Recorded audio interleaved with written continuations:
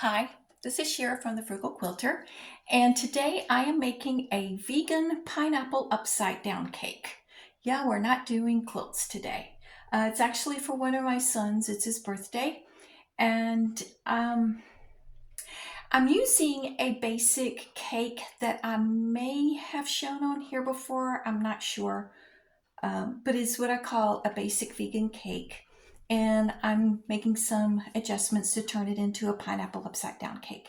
Now, I have 1 can of pineapple. The last time I made a pineapple upside down cake, I don't make it very often, um, I was very disappointed. I bought a name brand that I've been using for many, many years, and they had reduced the amount of pineapple in it and replaced it with pineapple juice. I can't use juice for the pineapple. I was buying canned pineapple, not canned juice. The, I know you guys have experienced this. What do they call it? Shrinkflation. They shrink the amount of food we're getting plus increase the price. Not cool, people. Not cool. But anyways, I only have 1 can here, and instead of buying crushed pineapple, I bought the pineapple chunks.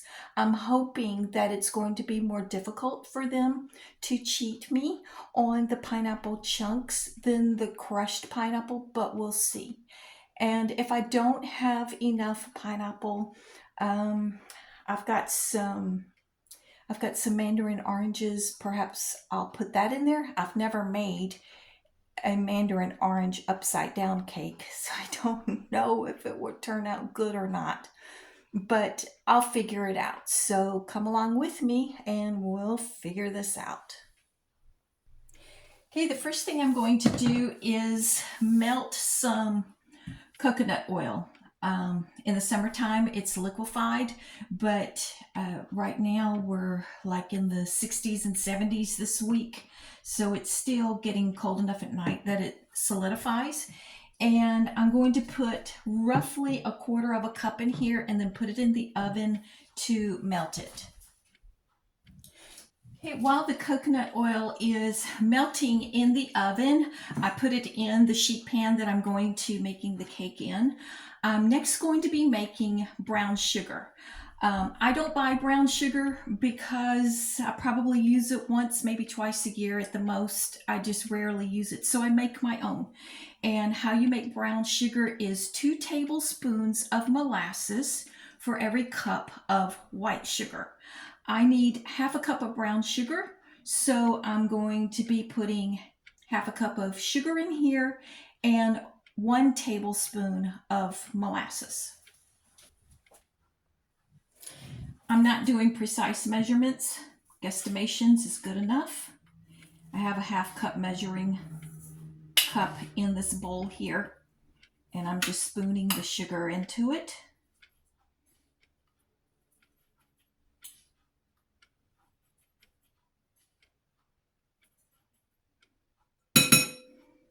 Okay,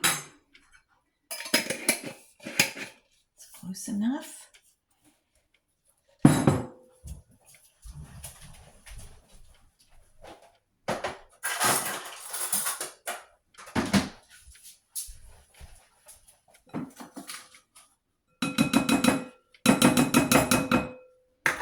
And for the 1 tablespoon of molasses, I'm just going to guesstimate. If you need to be precise, by all means do so.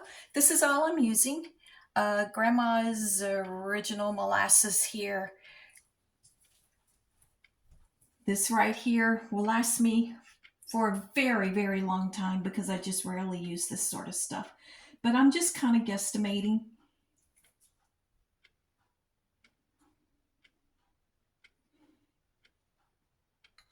I'd say that's roughly a tablespoon right there.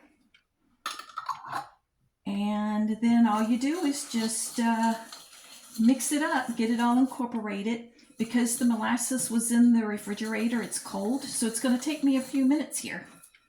See what it looks like right now. And I'm just going to keep working at it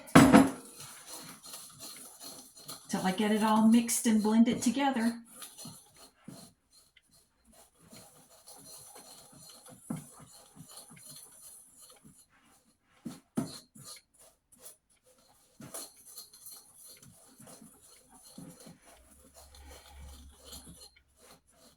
So how's everybody doing in your neck of the woods? We're in mid-February now, and we have gotten through that really ridiculously insane weather we were having down here in the South. Like I said already, we're in the 60s and 70s this week. They're saying next week we're going to be back below normal again. We're kind of already whining, and it hasn't even gotten here. But I don't think, it's not going to be like what we've been experiencing. We're still going to be above freezing, but at least I think so. I haven't heard the updated weather. Pollen is high this week, though. A few days ago, pollen was at medium levels, and now we're at high levels. So even though our weather has been very weird, our trees and flowers around here do know that it's time for them to come to life and start throwing their pollen around. I think a number of the trees are high pollen levels right now. Okay, I now have brown sugar, and the coconut oil has melted.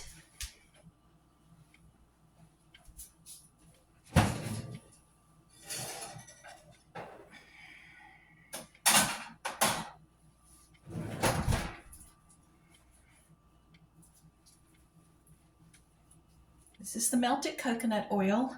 I put it in the oven. I just turned the oven on 350, and usually by the time it reaches 350 degrees, it's melted. And now I have turned the oven off. When I preheat the oven, I will be preheating it to 350 degrees for this cake, but I'm turning it off for just a few minutes here.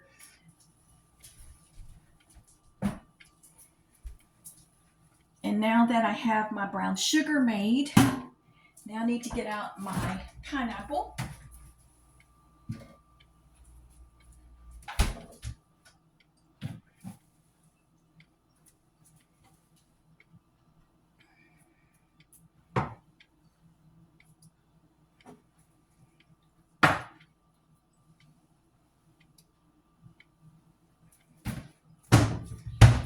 This is a 20-ounce can of pineapple chunks. I got it from Walmart.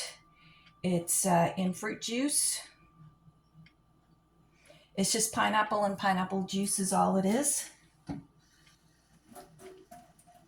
I always clean off my cans before I open them. Actually, I cleaned it off when I brought it in. Before I even put it away, I'd already cleaned it off, but I just want to clean it off again to make sure there's no dust on top that might have accumulated. And let's see, let me move my sheet pan over here.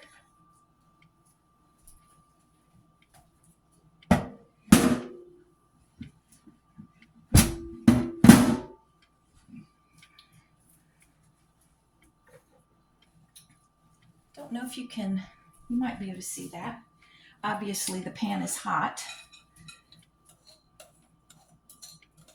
So now I'm just going to take my brown sugar. You really cannot see that there. I think I'm going to have to move all of this over here. I was hoping you could see it, but you might be able to see a portion, but I'm going to move this. Okay. I have a large, if you will, like a large trivet I made some time ago. And I just put that there so I can move this hot sheet pan on top of it. You're still not going to be able to see very clearly, but you'll get the gist of the idea.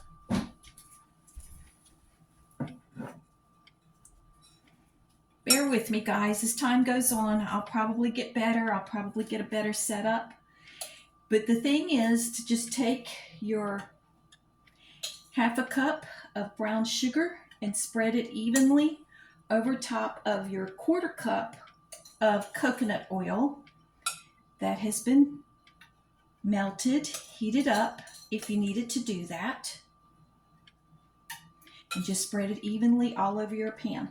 This is, I think it's a 9 by 13 inch pan.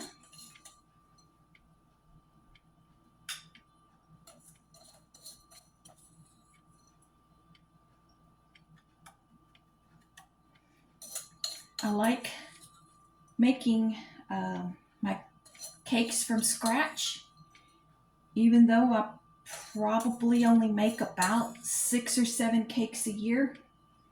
I still prefer to make them from scratch. I couldn't tell you when the last time was I bought a box of cake mix. To be honest, it could easily be over 40 years since I've done that. I couldn't even begin to tell you. Now, the next thing is I've got to drain the juice off of this pineapple.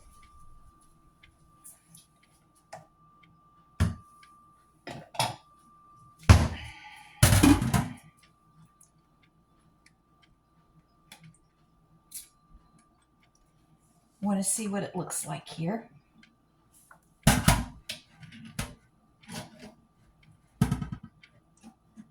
Yeah, I think this was a good move to do it this way. You know, when you're getting the crushed pineapple, they can really put just a little bit in there and fill it up with juice. But this is filled with, I don't know if you can tell, the tidbits all the way up to the top. So I think this is definitely a better bargain. I'm going to drain the juice out. Now you can see better. It's all the way to the top. And then just start taking these. I prefer crushed pineapple, but I don't like being cheated on the amount that I'm getting. So I think this will be the first time I've ever made a pineapple upside down cake with pineapple chunks instead of crushed pineapple. I'm thinking it's still going to be just fine. It shouldn't be a problem.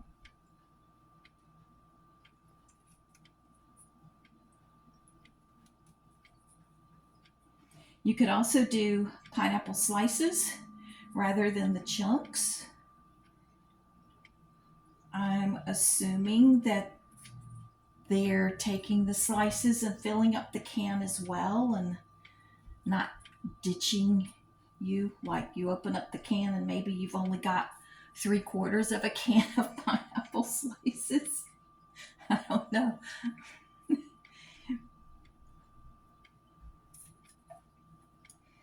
But this was full, so I'm pleased with that.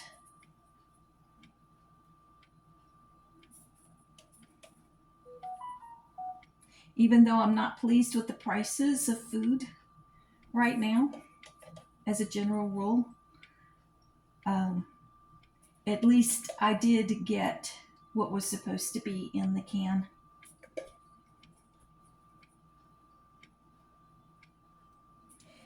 This is a pretty rich cake. I mean, there's no icing on it, which icing really makes a cake quite rich.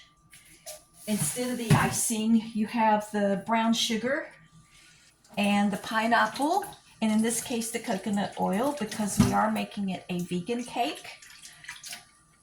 No, I'm not vegan, but I eat vegan most of the time. I feel better when I eat vegan. I feel better when I avoid things like a lot of chemicals and stuff as much as I possibly can. I can't do it 100% of the time.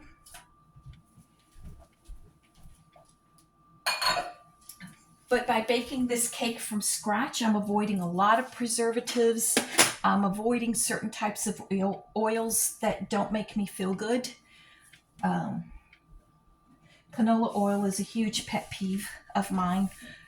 If I have canola oil, I have noticeable increase in pain. There's just something about canola oil. I read about it one time. It causes some sort of acid in the body. I think, if I'm not mistaken, please do your homework on this. Don't take my word for it.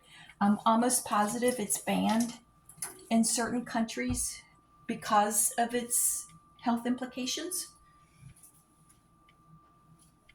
Okay, there's my base right there. I'm going to move this over to the stove to get it out of my way, and then we're going to actually start working on the batter itself. I'm going to show it to you before I move it over there. I don't know if you can see it. I don't want my pineapple to start sliding around. My pineapple is sliding around.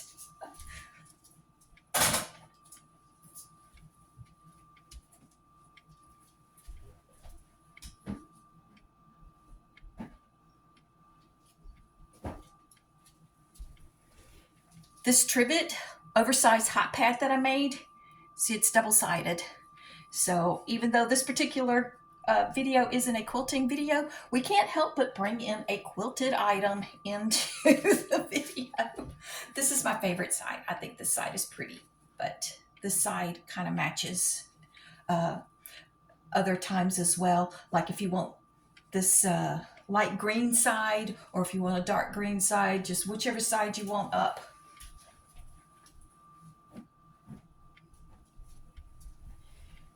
Perhaps at some point I'll do a video on how to make those.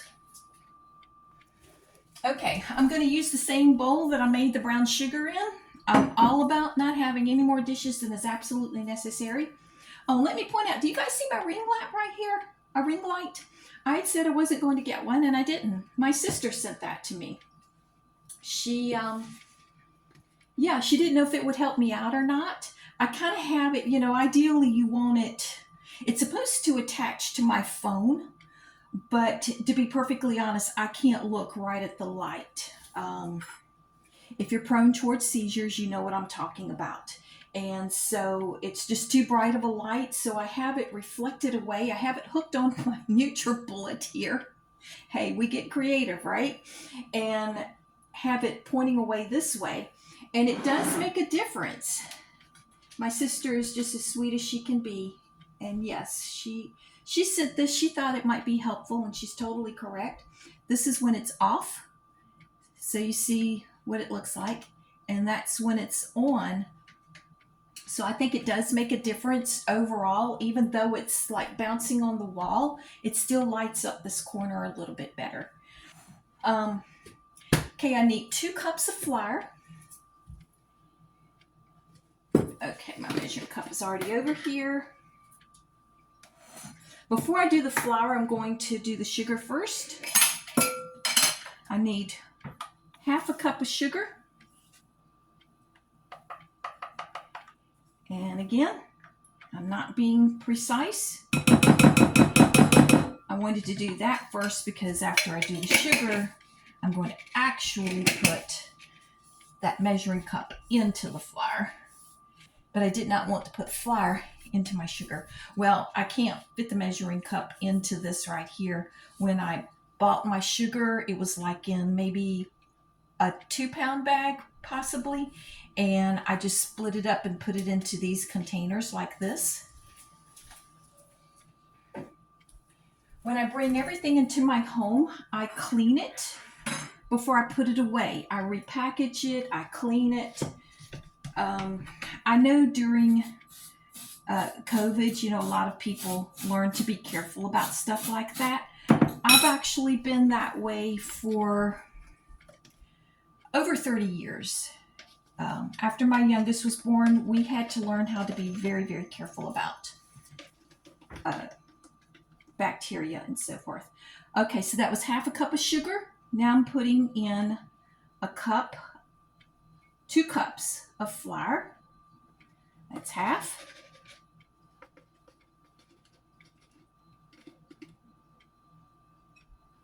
That's 1. That's why my flour is in these containers as well.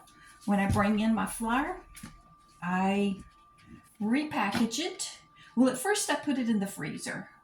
And then when I'm ready for it, I bring it out of the freezer and then I repackage it. I put things like flour and beans and rice in the freezer for a week. And then I thaw it out and repackage it into containers. And some of it is kept in the refrigerator and some of it is out here on the counter, because when you're working with things like yeast, it's got to be, you want your flour to be room temperature when you're working with yeast, or it will actually kill your yeast. Okay, there's 2 cups there.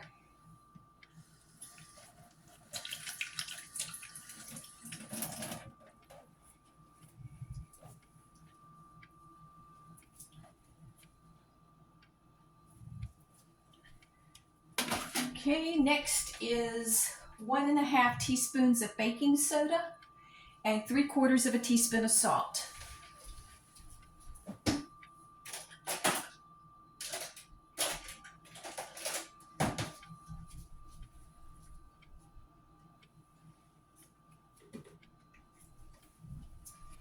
The original recipe called for 2 teaspoons of baking soda.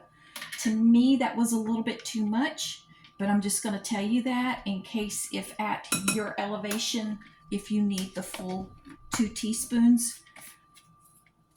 If you try this cake and you feel like you need a little bit more,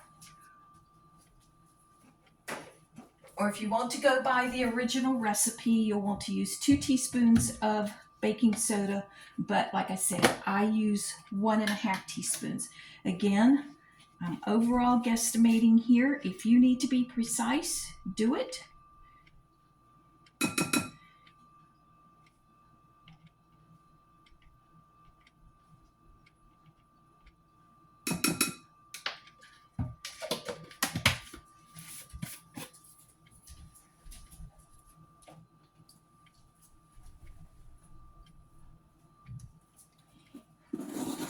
And now I'm mixing everything. You want to mix your dry ingredients before you start adding your liquids.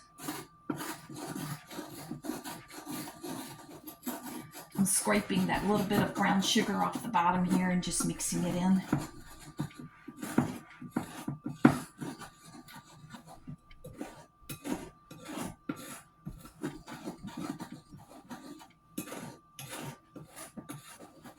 Now, I love a store-bought cake.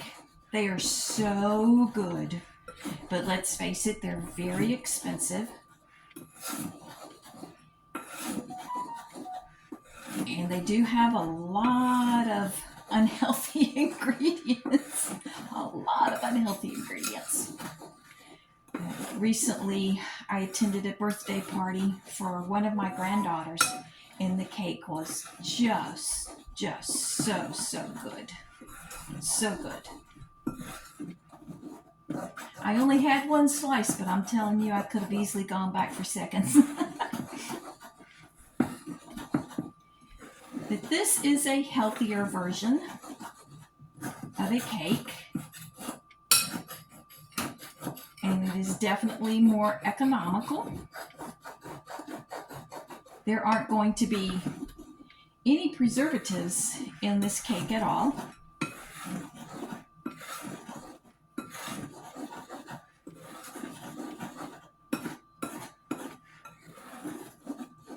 Okay, I think I've mixed that good enough. Let me see what is next here. We need a cup of milk, 1/4 cup of oil. I'll be using olive oil in this right here. A cup of milk, 1/4 cup of oil, and 2 teaspoons of vanilla.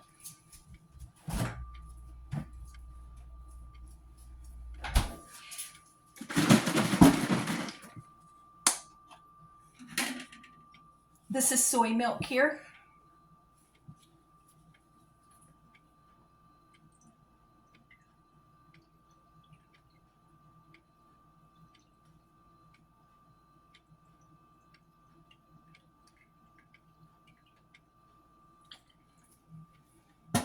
Okay, there's the milk.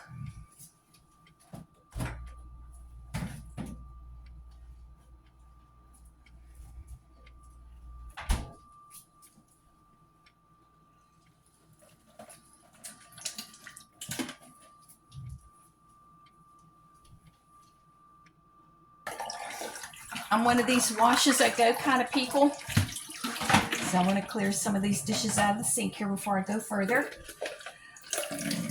I don't think I explained why I put flour, beans, rice, that sort of thing in the freezer for a week.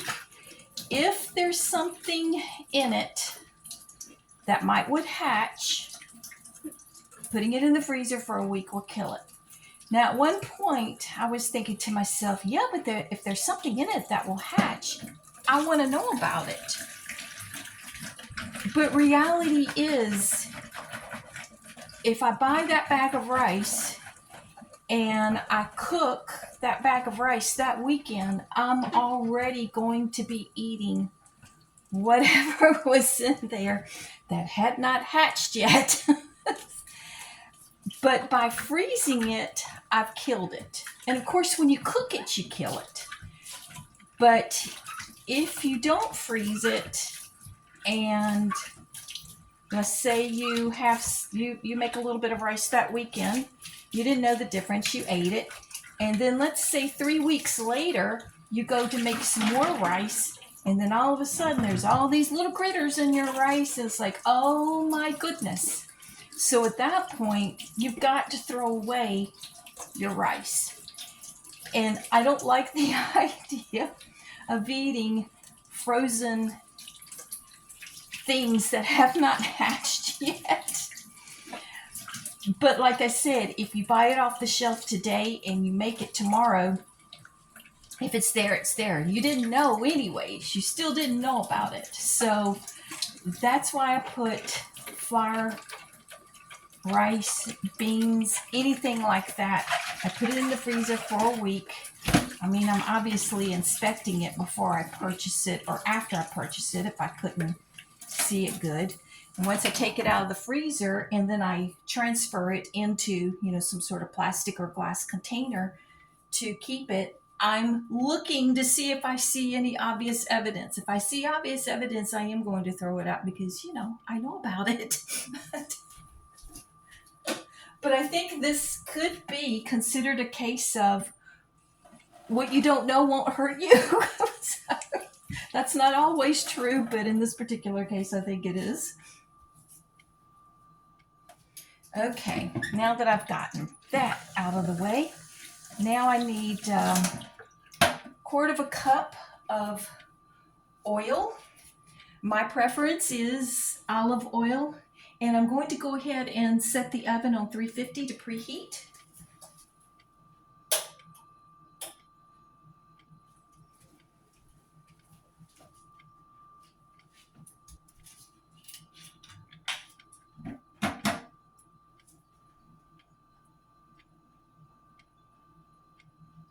And you already know by this point that, I just eyeball it.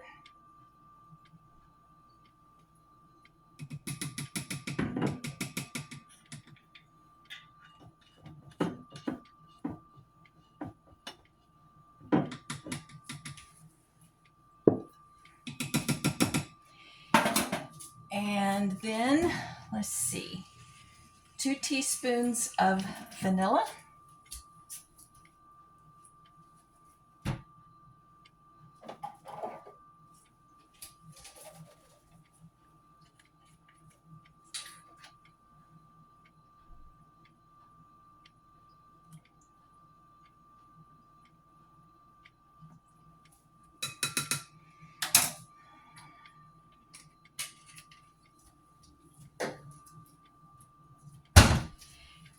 And mix this up. Now, there's one more ingredient we have to put in it, and that's lemon juice. But you don't want to put the lemon juice in until absolutely last. The reason being, when you put that lemon juice in it, it's going to activate your baking soda. That is what causes it to rise. And it'll be frothy, and once you've got that baking soda activated, then you want to be close to putting it in the oven. So I'm going to mix all of this up first, and then we'll add the lemon juice. And it's a quarter of a cup of lemon juice.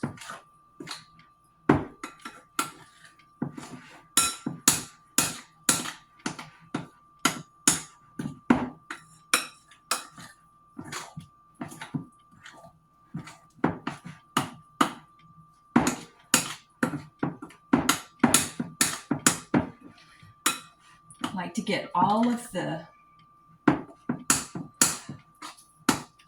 dry ingredients properly incorporated. If I see any lumps, I want to get them out. You can always use a sifter with your flour, your salt, baking soda, even your sugar, to make sure you get all of the lumps out beforehand. You can also use a mixer. I have a mixer. As you can see, I just mix it by hand.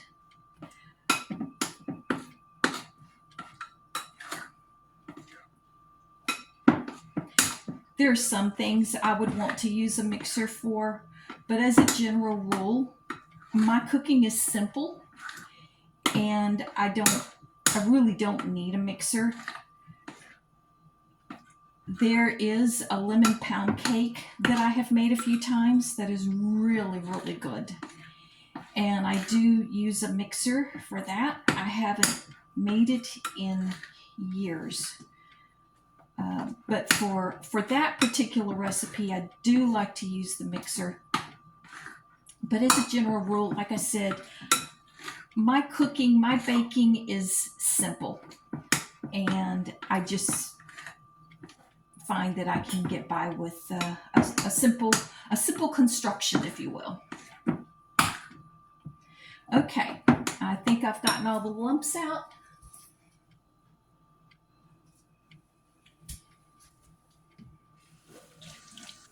Now the next thing here is the lemon juice.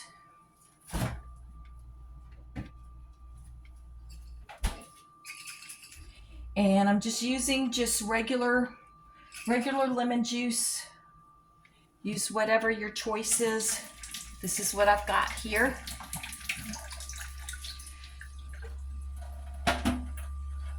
You could, of course, fresh squeeze your lemons and come up with 1/4 of a cup that way.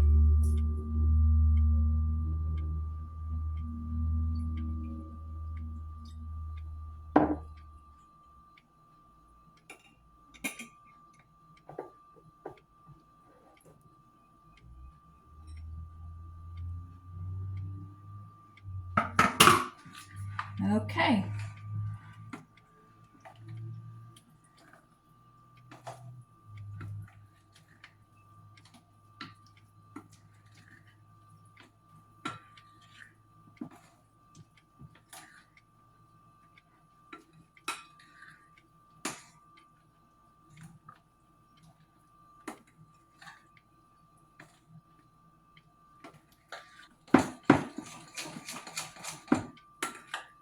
Now this part here, you don't want to overmix.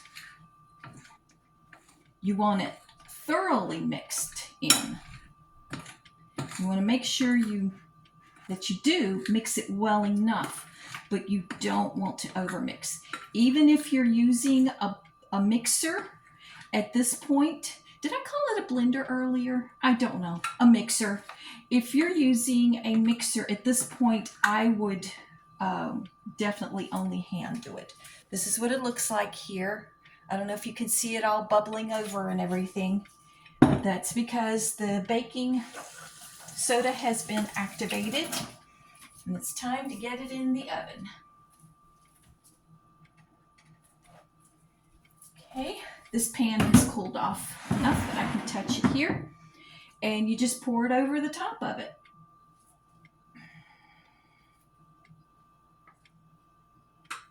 This is a little bit more of a challenge for me than I thought it was going to be.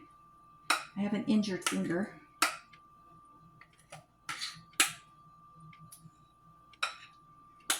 So I'm trying to do it without the use of the finger.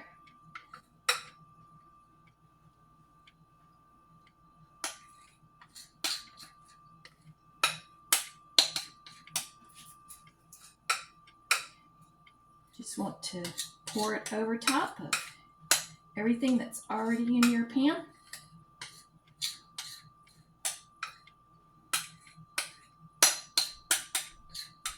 The oven has already preheated.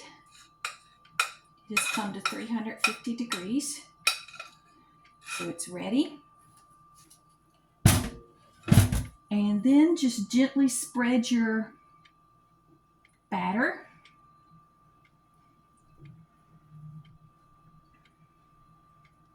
You don't want to disturb what's underneath there. It's not going to be perfect. You could make this in a smaller pan so that you would actually have more cake, a thicker cake. I've always liked it in this size pan. I've never made it in, say, a 9x9 or something along that size. So I can't give you any specific information on it, but I know you can. I mean, this right here, if I doubled the batter, you know, all of that would impact the cooking time. But this is the way I've always done it, is I like it like this.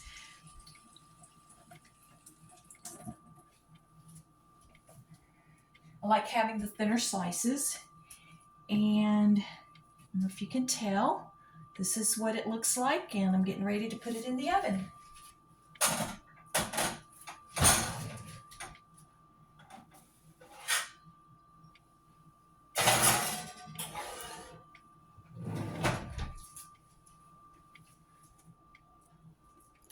Okay, I just put it in, and I'm going to leave it in for 30 minutes and then check it. And when a toothpick comes out clean, I'll know it's ready. I'm trying to remember. Like I said, it's probably been at least a year since I made this. For some reason, I'm thinking in my oven it took 35 minutes, maybe. I don't know. But you want to check it in 30 minutes. If your oven happens to be perhaps a little bit warmer, you might want to check in 25 minutes. But I will be checking this in 30 minutes, and I'll come back to you. Well, the cake has come out of the oven. It took about 33 minutes, and the toothpick has come out clean. Once it cools, I will cut it into slices, probably 8 for that size pan is what I typically do, and transfer it onto a plate. This is what it looks like. Okay, here it is. Here's some of the slices. You can see the pineapple peeking through the brown sugar topping, which was actually on the bottom, but with pineapple upside down cake, you then flip it upside down when you serve it. So it is cut into slices and flipped upside down and on the plate. I hope this video was helpful to you. If you like pineapple upside down cake, or if you want to give it a try, definitely give this recipe a try. I really like it. I've tried a lot of different vegan cake type recipes over the years, and this basic cake recipe is the one I keep coming back to over and over again. You can use whatever type of oil you want to use. You can use whatever type of milk you want to use. I used soy milk, but I have before used rice milk, almond milk, oat milk. What are the other types? Cashew milk. There's a lot of different ones. Soy milk and oat milk are my two favorites. I typically like olive oil, but when you're making the brown sugar base, if you will, that's going to be the top part of the cake instead of icing, this sugary brown sugar topping instead of icing on top. I prefer coconut for this particular recipe. I think coconut goes better with the tropical type fruit, the pineapple. It just tastes better. As a general rule, I don't eat a lot of coconut oil, but I do keep it on hand. I do like it, but as a general rule, I use olive oil most of the time. That's why for the cake itself, I use the olive oil. But I hope that you give this recipe a try, and just remember to add the lemon juice last because it will activate your baking soda, and that's when she has to get into the oven pretty quickly. So thanks for watching. Bye bye.